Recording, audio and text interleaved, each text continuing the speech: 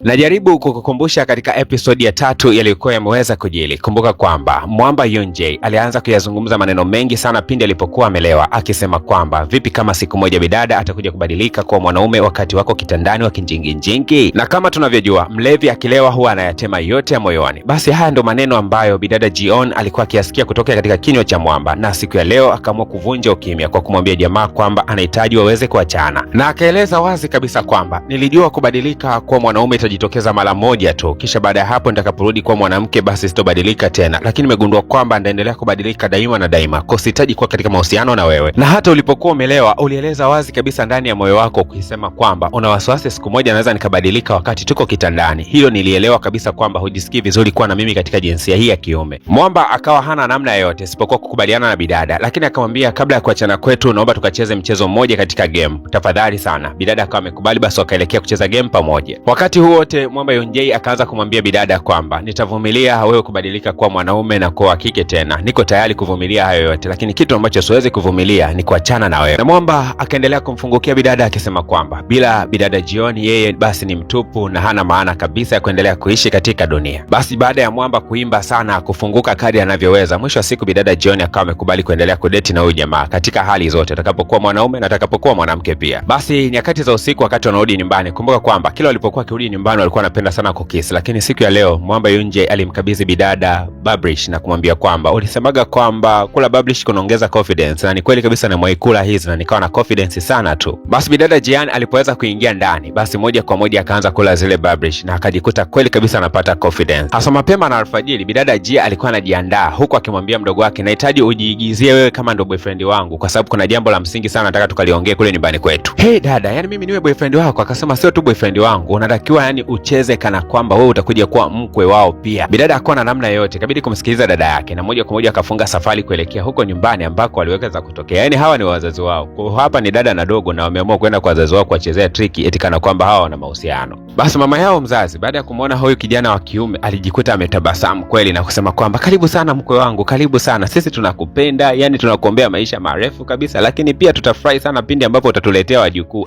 Mwamba kusikia wajukuu mpaka kajikuta anataka kutapika. Basi moja kwa moja mama mkwe ikabidi kuondoka pale kwenda kuchukua glasi ya maji, na alipoenda kuichukua bahati mbaya ile glasi ilikuwa iko juu sana. Wakati huo akataka kuanguka haraka sana, Jion akaenda kamdaka mama yake. Sasa akawa anazungumza naye kama ambavyo yule binti yake Jion alikuwa anaweza kuzungumza. Akaanza kumwambia mama, kwa nini huko makini lakini? Na akaendelea kumlaumu baba mkwe, kwa nini unajabadilisha hichi kiti cha zamani kile kile? Unatakiwa kubadilisha kwa sababu hichi kiti kitakuja kumvunja mama. Sasa wakaanza kushangaa, huyu tena bwana anazungumza kana kwamba amewahi kufika hapa. Aha, hapa wakawa wameshtuka kwamba bidada Jion amebadilika na kuwa wa kiume. Moja kwa moja wakamkalisha kikao na kumwambia kuwa una hofu sana kutushirikisha kwamba umbadilika kuwa wa kiume, tuambie tu wala usiwe na hofu. Lakini nyakati za usiku sana baba akawa ameambatana na yule binti yake wa kwanza anayefahamika kama Jia, akimwambia kwamba asante kwa sababu siku ya leo umeniletea boyfriend fake, lakini siku moja natumai utaniletea boyfriend wa kweli. Natamani sana siku moja niwe na mkwe. Sasa walipofika nyumbani bidada Jion akawa anampigia Mwamba Yunjay, na Yunjay akasema kwamba niko shuleni huko najiandaa kwa ajili ya mtihani ambao unakuja mbele yetu. Bidada akawa anatamani naye angekuepo katika maeneo hayo ya shule, anahisi kwamba huenda jamaa atakuwa amemetana na bidada hivi. Mwamba Yunjay akamtoa hofu bidada na kumwambia kwamba pindi ninapokuwa nimechoka kutoka kujisomea huwa natoka nje na kutazama anga na kufikiria wewe tu, yani kila ninapokaa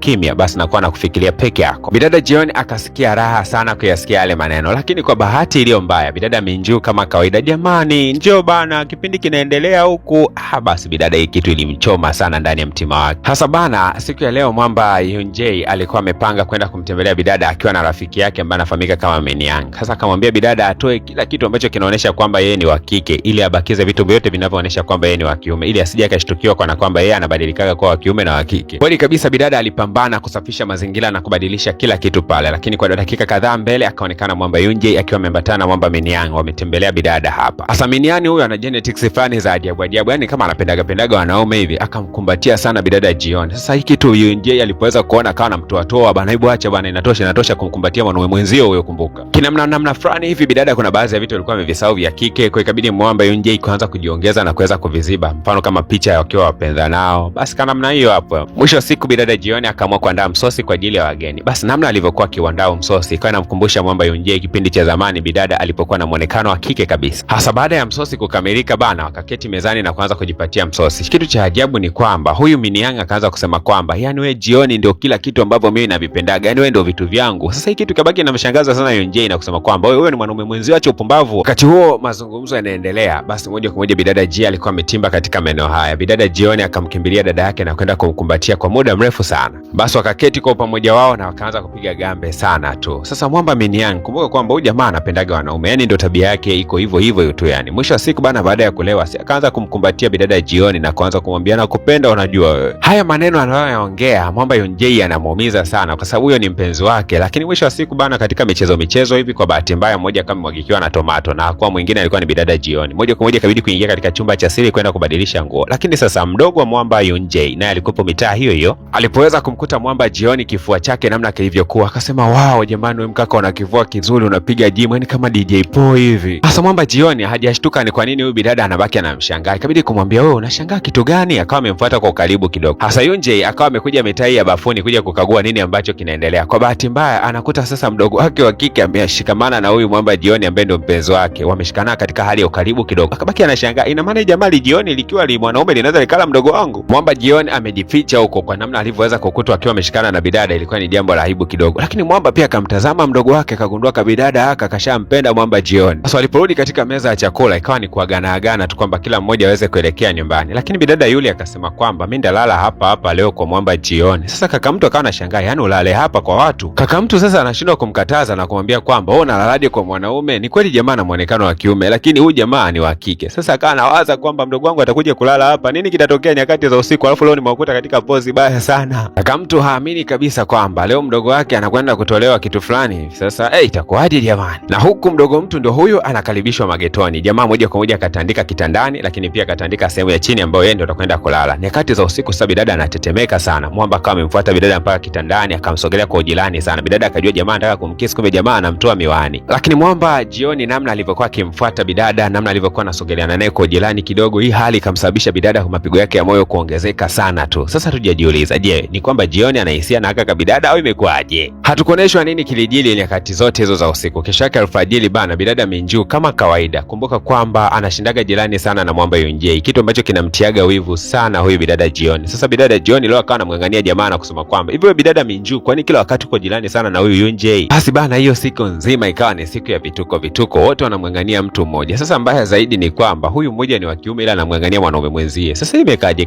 Bidada mpaka mwenyewe akawa anashangaa, jamaa vipi mbona utafikiri anashindana na mimi kuwa jirani na huyu Yunjei? Lakini Mwamba Yunjei akitazama vituko vyote ambavyo vilikuwa vinaendelea wakati huu, akawa anamkumbuka mpenzi wake kipindi hicho ana sura ya kike. Akatamani hata kuweza kumkisi, lakini akashtuka kwamba kumbe jamaa ana sura ya kiume sasa hivi. Na hata zilipoweza kufika nyakati za jioni, Mwamba Yunjei alimfuata dada yake na bidada Jioni, kisha akawa anamwambia kwamba ni matatizo yapi ambayo bidada Jioni anayapitia sana pindi alipokuwa amebadilika kuwa wa kiume, wewe ndio unaishi naye pale nyumbani. Lakini bidada akasema kwamba kutoka siku alipobadilika kuwa wa kiume, basi ulimwengu wake wa maisha umbadilika juu chini juu. Anateseka sana mdogo wangu Jioni. Kuna wakati anapangaga nguo za kike, namkumbusha kwamba yeye ni wa kiume, anajisaugi sana, lakini Mungu mwema atakuja kumbadilisha one day. Lakini mdogo mtu bana, mambo bado yanaendelea vile vile, ni msumbufu sana. Anataka tu kuweza kukutana na Mwamba Jioni kwa sababu ametokea kumpenda. Tena anamwambia kaka yake Yunjei kwamba mimi bila wewe jamaa siwezi nikaishi, unajua. Basi kaka mtu ikabidi kumfuata bidada Jioni na kumwambia kwamba unatakiwa kuigiza kama mwanaume kweli na uwe mkali, wakati mwingine uwe na lugha ngumu. Nataka nikufundishe baadhi ya vitu. Yaani kuna maneno wage unayatoa ambayo yatamkatisha bidada tamaa. Kwa hiyo bidada Jioni akakaribishwa ndani ya nyumba ya kina Mwamba Yunjei, na hapa alikuja kama mwalimu wa tuisheni ambaye atakuwa anamfundisha mdogo wake na Mwamba Yunjei masomo mbalimbali. Lakini kumbe mdogo wa Mwamba Yunjei lengo lake ni moja tu, anataka huyu awe kama mwalimu wake wa tuisheni ili aweze kumtongoza. Basi wazazi ikabidi kuanza kuuliza maswali mawili matatu. Sasa mbona wewe mwalimu ni kijana mdogo jamani, afu unaenda kumfundisha binti yetu mdogo? Hapana, mimi bana naonekana mdogo lakini na miaka 33 hapa. Nina degree ya ualimu, niko vizuri kiufupi. Mwamba Yunjei akamtoa pale bidada Jioni na kwanza kumwambia kwamba unajieleza mambo mengi sana, alafu unachapia maeneo mengine, unaongea vitu ambavyo ni pumba wakati mwingine, unajua bana. Lakini wakati huo bidada Jioni akapokea simu kutokea kwa bidada mmoja anayefahamika kama Yuli, akisema kwamba rafiki yangu nina matatizo, unafahamu. Sasa kabidi haraka sana wafanye hiyo trip kuelekea huko kwenye matatizo. Anakuta bidada Yuli anakunywa pombe, amelewa. Anasema kuwa leo nilikuwa natafuta mchumba, kwa bahati mbaya kuna mtu akaniunganisha na mchumba, nimeenda kukutana na huyo mchumba, kumbe ni mbabu. Alafu ukiachana na ubabu, kumbe bana alivaa wigi, ana kipara hicho. Alafu mimi sio mara ya kwanza, kila wakati naletewaga watu wa ajabu sana anapotaka kudate. Sasa mimi nimeanza kumpenda huyu Jioni, nataka huyu Jioni, mimi ndo ninayemtaka. Walipoanza tena kusikia tena Jioni anatakiwa, ikabidi moja kwa moja kuweza kumbeba bidada na kumpeleka nyumbani kwa Mwamba Jioni. Sasa walipoweza kufika kama kawaida, Mwamba akawa anamvua tena bidada miwani kifuani kama anavyofanyaga kila siku. Sasa wakati anamvua bana, akawa anamtazama tu bidada. Sasa akataka mbadilishe na hii nguo ya juu, lakini akakumbuka kwamba yeye ni wa kiume. Mbaya zaidi ni kwamba alipokuwa anataka kumshika bidada kifua, sasa akajikuta anapata hisia yani. Mambo yameanza kuchangamka. Si tu kubadilika kuwa wa kiume, bali ameanza kujikuta anapata mpaka hisia za kiume pindi anapokuwa amekaribiana na mtoto wa kike. Mbaya zaidi ni kwamba ni mpenzi wa mtu. Sasa itakuwaje? Mwendelezo wa episodi hii umekawia kidogo kwa sababu mmeshindwa kusubscribe katika channel ya mdhamini wetu, ambayo kila wakati nawakumbusha, unapokuwa umesubscribe katika channel ya mdhamini wetu unasababisha mdhamini wetu kuweza kutudhamini ili picha iendelee kutoka kwa wakati zaidi na uwezekano wa kumalizika kwa haraka zaidi uweze kufanyika. So unaweza kufanya hivi, shuka katika ukurasa wa kusubscribe hapo. Ukigusa alama ya kusubscribe zitajitokeza channel mbili. Basi utashuka katika channel ya chini utasubscribe. Basi hapo unakupa umesubscribe katika channel ya mdhamini wetu, kitu ambacho kitasababisha uweze kupata miendelezo kwa haraka zaidi, lakini miendelezo iweze kutoka yote kwa wakati mmoja.